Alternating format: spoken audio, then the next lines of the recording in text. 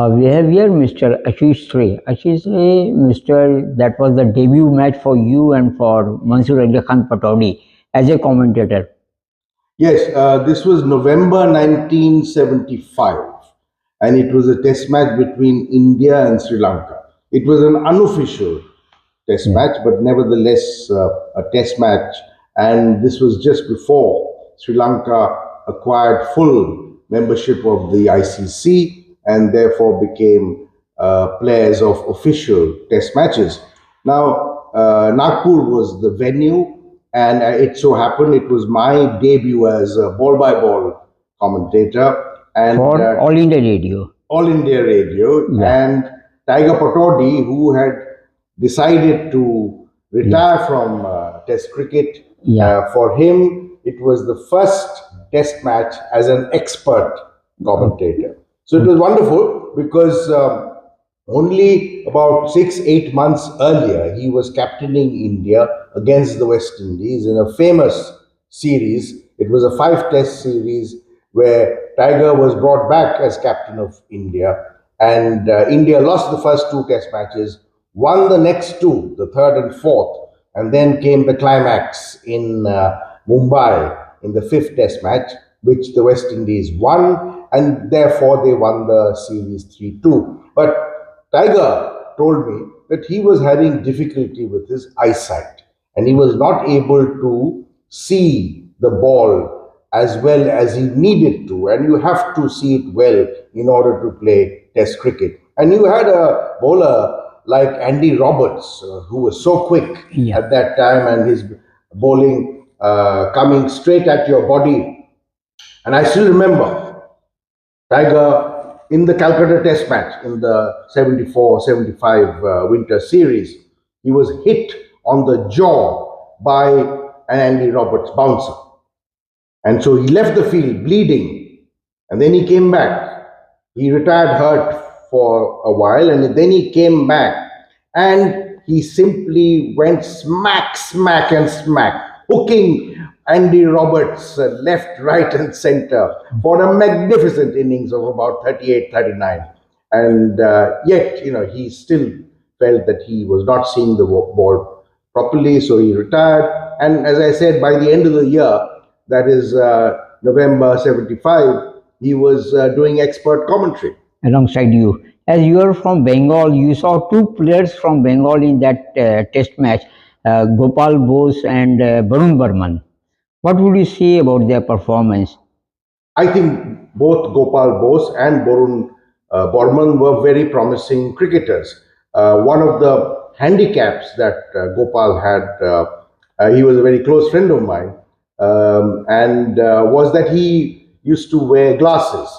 There was a bit of a limitation. In those days, you didn't have the protection that you really needed, the headgear and all other things. But nevertheless, he was a fine batsman and he used to open the innings. And he even went to England on a tour, but did not fulfill his promise. Member of the 1983 World Cup winning team, Sandeep Patil, praises Varun Burman. Today, India has got many fast bowlers, and we are so proud, we are so happy about it. But in our younger days, in late 60s and 70s, India had just one fast bowler, and that was Varun Burman. So good to see Varun. And we played, we started at a young age, and very happy to, represent India. Ashish Ray, who saw Varun Burman play in the unofficial Nagpur test against Sri Lanka, speaks on Varun Burman. Borun Borman was pretty quick from my memory, and he was tall, well built, and had certain pace in his bowling. And again, he came close to making it for India, but again, did not quite make it fully. I mean, they were there, they played 1 or 2 matches here and there. Promising cricketers, it has to be admitted, but couldn't really fulfill their promises.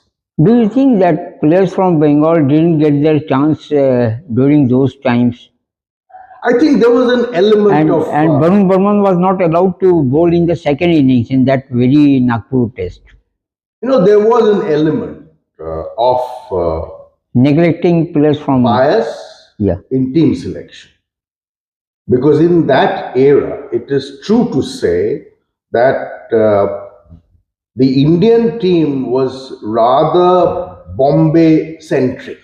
Yeah. And at best, you got a few players from southern India, mainly spin bowlers and such like, who got into the side.